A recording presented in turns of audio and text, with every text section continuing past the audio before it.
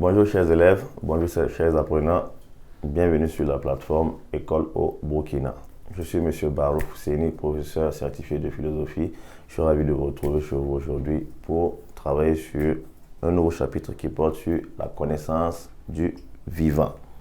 Alors, il faut noter que la science qui étudie la connaissance du vivant, c'est la biologie. Voilà pourquoi on dit la connaissance du vivant, la biologie.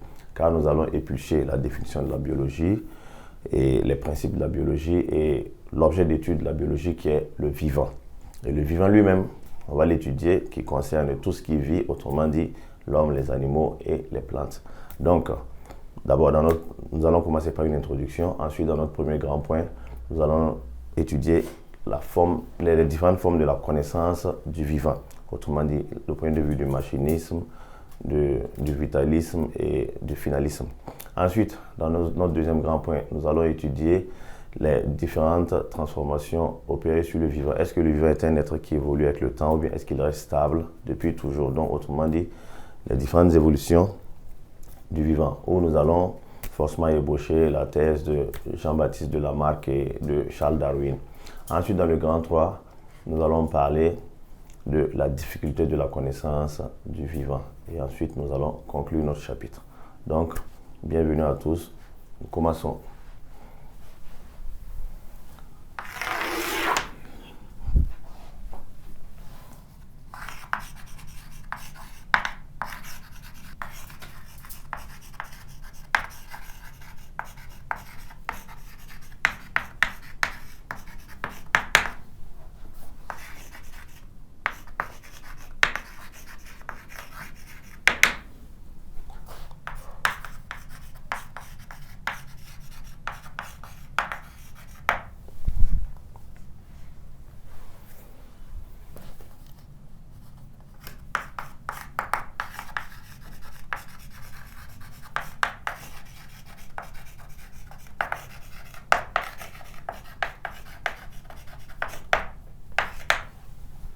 Alors, après l'introduction, nous allons entamer notre grand 1 où nous allons démontrer comment est-ce qu'on peut connaître le vivant. D'abord, nous allons définir dans un petit point qu'est-ce que le vivant et qu'est-ce que la biologie.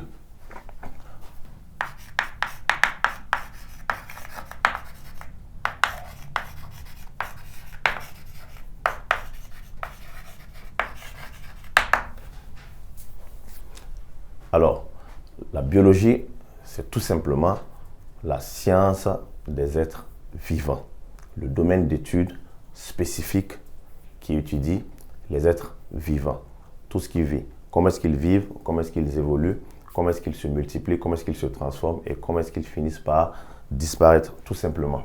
Donc, la biologie,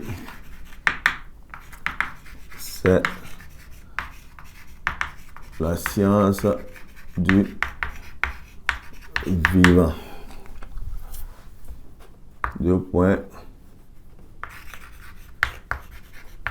Les principes fondamentaux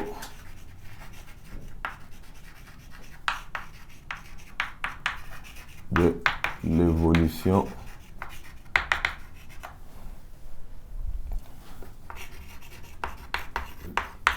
du vivant.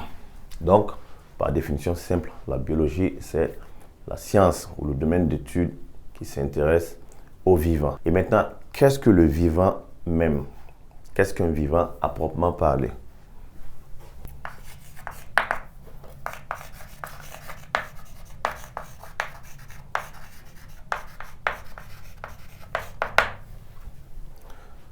Alors, le vivant, c'est tout être ou tout organisme qui contient une vie. Tout être ou tout organisme qui contient une vie, qui naît, qui évolue et qui finit par mourir, tout simplement. De ce fait, on distingue trois types de vivants. Nous avons l'homme, nous avons les animaux et finalement nous avons les végétaux.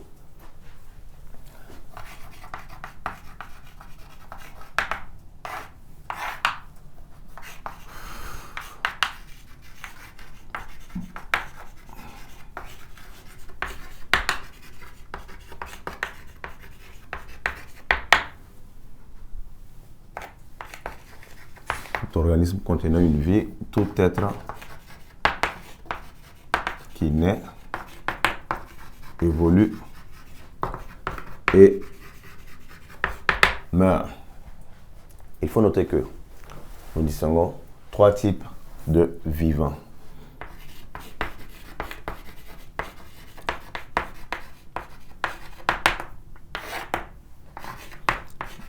L'homme, les animaux et les végétaux. Alors, on ne met pas l'homme dans le lot des animaux parce que tout simplement, l'être humain se distingue par sa conscience et par sa liberté. Sinon, à la base, c'est un animal, mais ce n'est pas un animal comme les autres. Le fait d'avoir une conscience le distingue des autres. Donc, en résumé, voici la définition de la biologie qui est la science du vivant. La science de l'étude des principes fondamentaux de l'évolution du vivant. Ensuite, le vivant lui-même qui est tout organisme contenant une vie, tout être qui naît, qui évolue et qui meurt. Il y a 3 types de vivants que nous avons, l'homme, les animaux et les végétaux. Maintenant, comment connaître le vivant lui-même à proprement parler?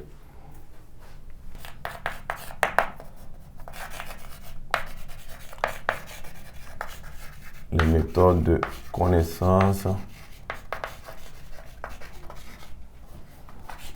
du vivant.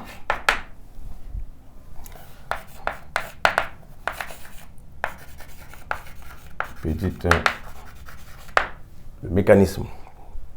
Alors, nous distinguons 3 types de méthodes de la connaissance du vivant. Nous avons d'abord la thèse du mécanisme, ensuite la thèse du vitalisme et enfin la thèse du finalisme. Nous allons voir d'abord en petit 1 la thèse du mécanisme. Alors, selon la thèse du mécanisme, on appelle aussi machinisme, selon la thèse du mécanisme, le vivant peut être connu à travers ses propriétés physico-chimiques. Alors, pour eux, tout simplement, le vivant, c'est-à-dire l'homme, l'animal ou les végétaux, fonctionne exactement à la manière des machines.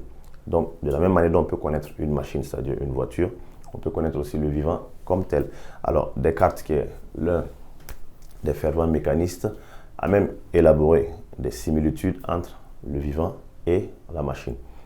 Ce qui fait qu'on compare les yeux du vivant au phare de la machine, les roues aux pieds, le cœur au moteur, et on en vient à la conclusion selon laquelle, de la même manière dont la machine fonctionne, et on peut comprendre son fonctionnement, le vivant également peut être compris de la même manière. Ça, c'est la thèse du mécanisme.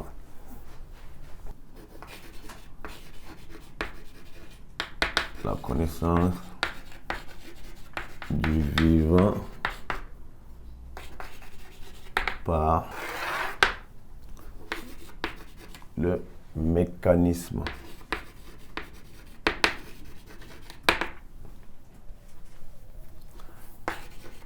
La thèse selon laquelle le vivant peut être connu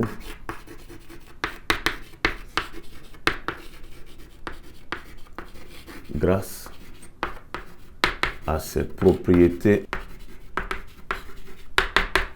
physico-chimiques.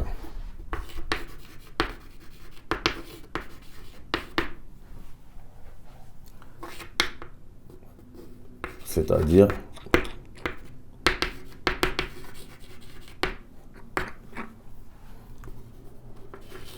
que celui-ci peut être compris à la manière des machines.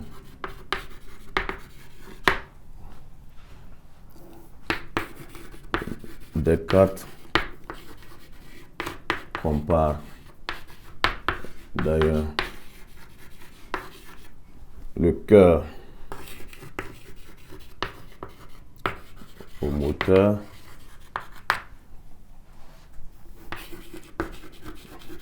les roues au pied,